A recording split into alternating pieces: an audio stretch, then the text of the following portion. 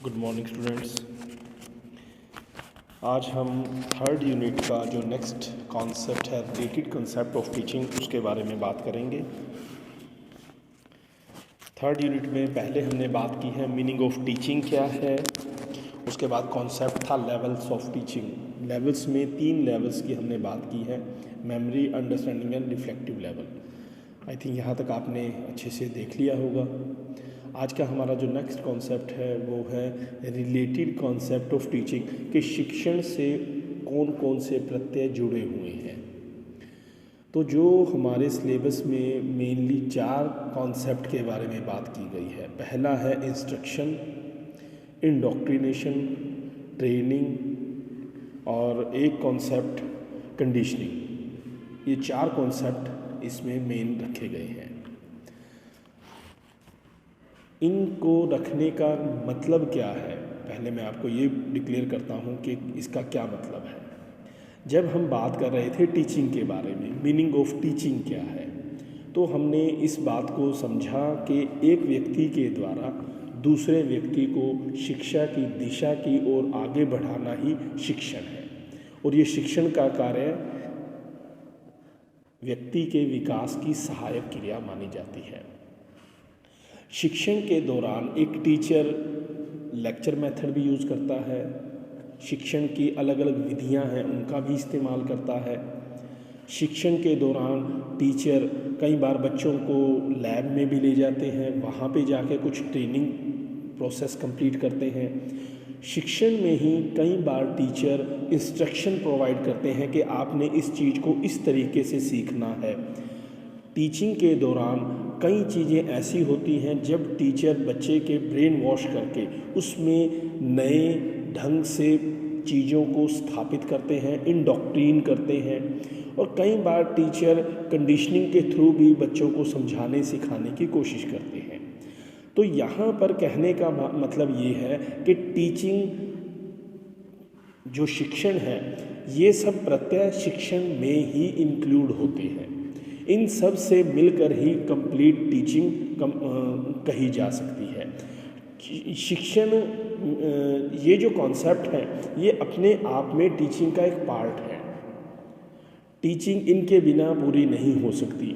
एक सामान्य से शब्दों में टीचर के द्वारा क्लास में पढ़ाया जाना भी शिक्षण है, परंतु शिक्षण के दौरान शिक्षक के द्वारा अलग अलग प्रत्ययों का इस्तेमाल किया जाता है जिससे शिक्षण को प्रभावशाली व उपयोगी बनाया जाता है। तो ये जो सारे प्रत्यय हैं ये भी शिक्षण का ही एक अंग है, एक हिस्सा है। हाँ, कंप्लीट टीचिंग नहीं है और टीचिंग इनके बिना पूरी नहीं हो सकती। इसको हम एक एग्जाम्पल के थ्रू समझ सकते हैं। जैसे मान लीजिए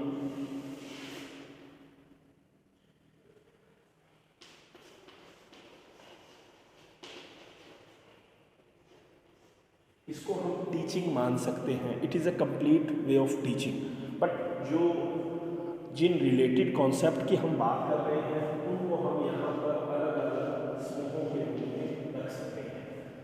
जैसे अब हमने यहाँ बात की, ये जो सर्कल है ये कंप्लीट टीचिंग को शो करता है, बट ये जो 4 हमने उसमें छोटे छोटे सर्कल लगाए हैं ये इसके रिलेटेड कॉन्सेप्ट है। मतलब कहने का है कि शिक्षण इनके बिना अधूरा है, ये शिक्षण के बिना अधूरे हैं, ये भी शिक्षण का ही एक पार्ट है। टीचिंग के एक पार्ट के रूप में ही इस्तेमाल किया जाता है जिनको इस सिलेबस में रखा गया है। जैसे एक टीचर के दौरान टीचिंग में इंस्ट्रक्शन भी देते हैं, इंडोक्ट्रिनेशन के थ्रू बच्चों को पढ़ाने समझाने की कोशिश भी करते हैं। टीचिंग के दौरान ही टीचर के द्वारा कुछ ट्रेनिंग वर्क भी करवाया जाता है। तो मतलब कहने का है कि इनसे मिलकर ही टीचिंग अपने आप में कंप्लीट होती है। तो इसमें से आज जो हमारा मेन कॉन्सेप्ट रहेगा, जिस टॉपिक पर हम बात करेंगे वो है इंस्ट्रक्शन। तो इंस्ट्रक्शन से क्या मतलब है? इंस्ट्रक्शन को हिंदी में अनुदेशन कहा गया है, निर्देशन भी कहा गया है, आदेश भी कहा गया है।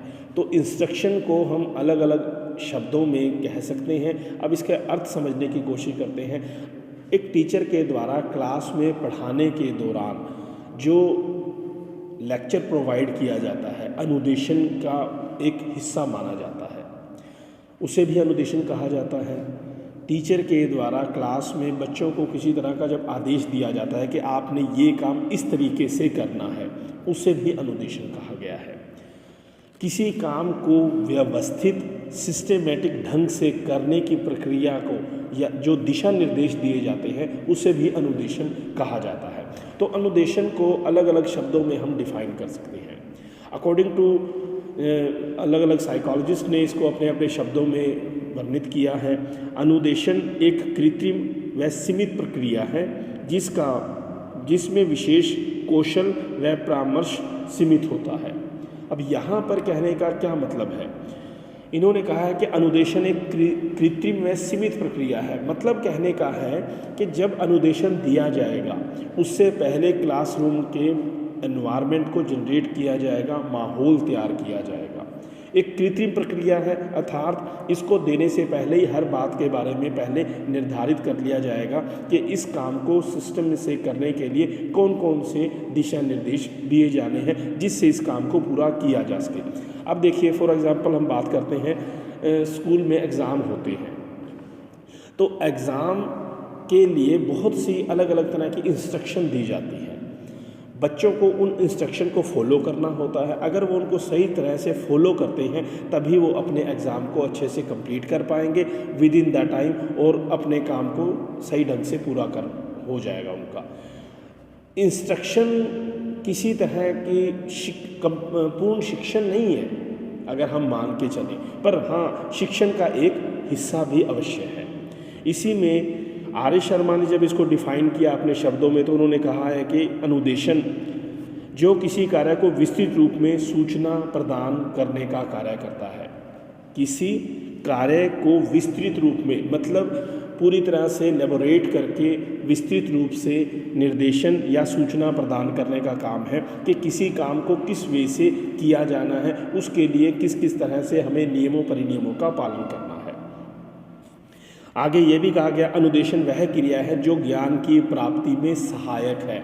अनुदेशन को ज्ञान प्राप्ति का एक साधन माना गया है, एक पूर्ण ज्ञान नहीं माना गया। ज्ञान प्राप्ति में जो सहायक हो, ये एक इस तरह का एक साधन माना गया है। तो अनुदेशन एक ऐसी प्रक्रिया है जो हमारे सीखने की जो भी हमने ज्ञान प्राप्त करना है उसमें हेल्पफुल होता है। क्लास में टीचर के द्वारा जब भी कुछ करवाया जाता है तो क्लास में कुछ डिसिप्लिन मेंटेन किया जाता है। कोई शोर नहीं करेगा, कोई बच्चा बीच में बोलेगा नहीं, या सभी बच्चे ध्यान से सुनेंगे।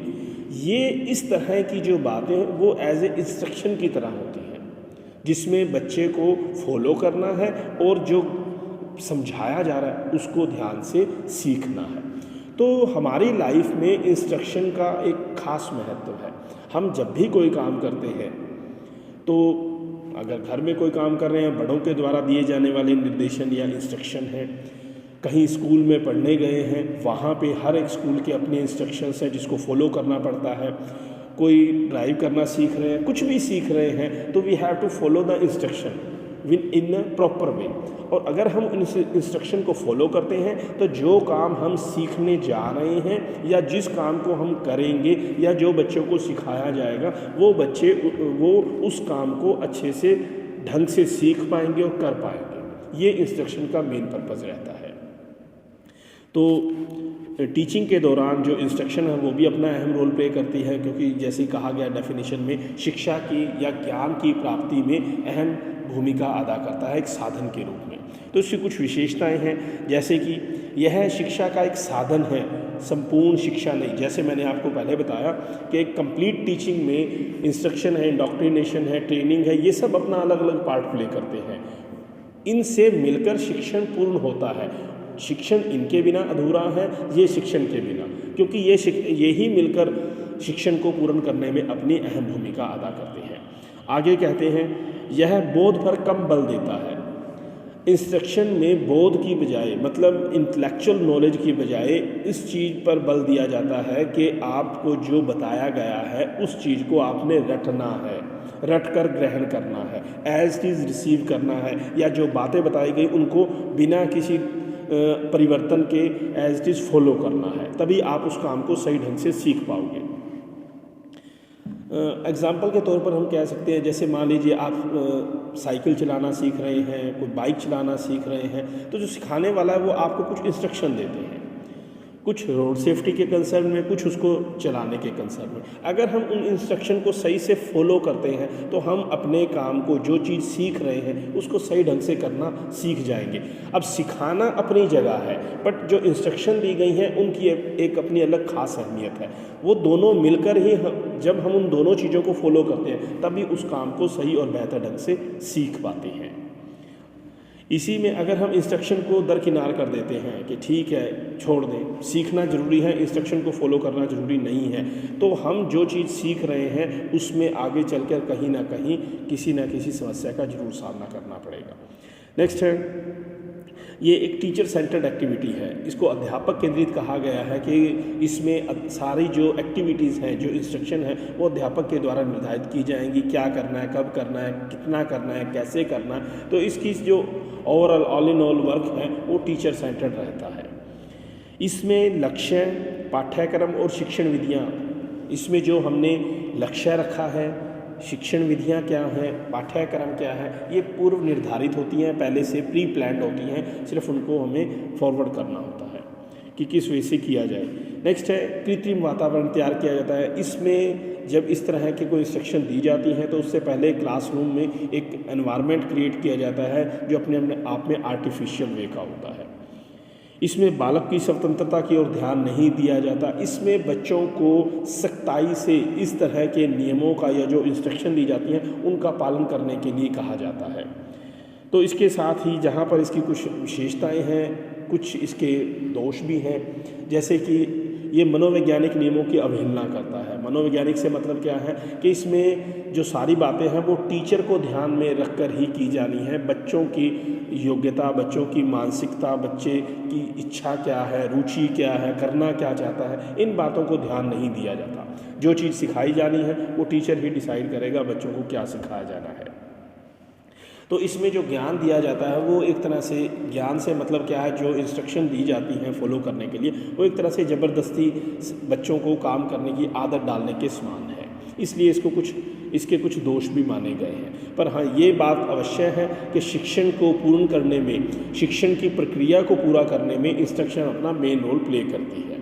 तो आज का हमारा कॉन्सेप्ट यहीं तक था इंस्ट्रक्शन के बारे में। नेक्स्ट में हम बात करेंगे ट्रेनिंग के बारे में।